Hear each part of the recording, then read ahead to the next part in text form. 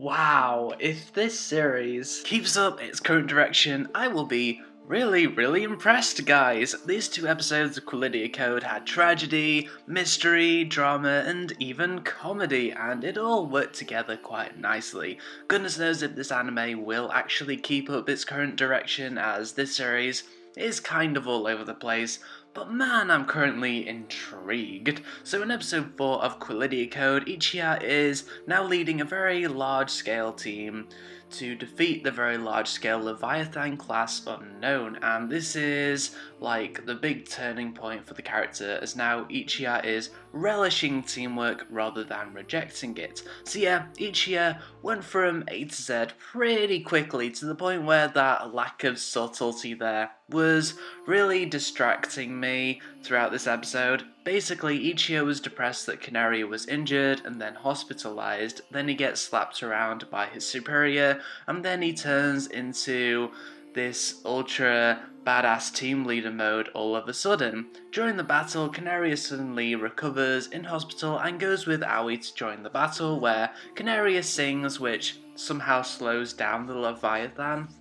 Then Ichiya flies Mahime to the Leviathan, where Mahime somehow manages to destroy the Leviathan with her sword, even though it was established that the Leviathan's armor is really thick. But all that nonsense doesn't really matter, because the battle is actually relevant to the next story arc, as Canaria's journey to the battle somehow puts some kind of virus on her, which gets her killed. I know, right? Such a mysterious death of a main character only 4 episodes in. Holy shit. The turning point for Ichiya was too sudden, and his newfound appreciation for teamwork removes his most memorable character trait, which I suppose makes him boring now, but this episode served as a surprisingly suspenseful setup for the mysterious second story arc. Then in episode 5, Ichiya is too depressed to work, as Canaria has apparently died. Wouldn't it be interesting for an A1 Pictures anime to have a lead character actually dead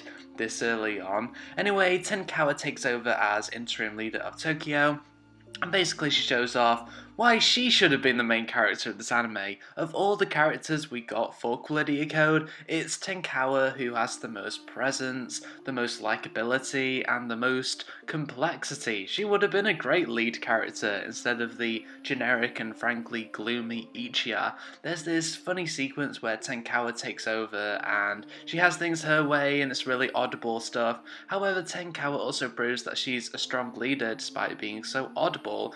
Isn't that just complex and thus interesting? Meanwhile, Aoi recovers from some kind of operation, and she's the only survivor of this group of dead students, including Canaria for some reason. Man, I really want to know how Aoi is the only survivor. What the hell happened on her journey to the battle? It has something to do with the no entry zone, and of course we'll find out more about that in the next few episodes. Then the danger alarm sounds and the unknown begin to attack, but this time the sky turns red and it starts raining unknown. Clearly not good. So yeah, episode 4 was forced from a character perspective, but useful from a story setup perspective, and episode 5 threw up so many intriguing questions, and I'm genuinely impressed with how the mystery elements was handled. I am hooked now. Personally, I am hoping that Canaria is actually dead, as that would be a really big twist for an A1 Pictures anime, but I am doubtful that that plot point will be kept up. And as a final point, I hope that we'll get more answers about this really interesting mystery over a number of episodes rather than just the one.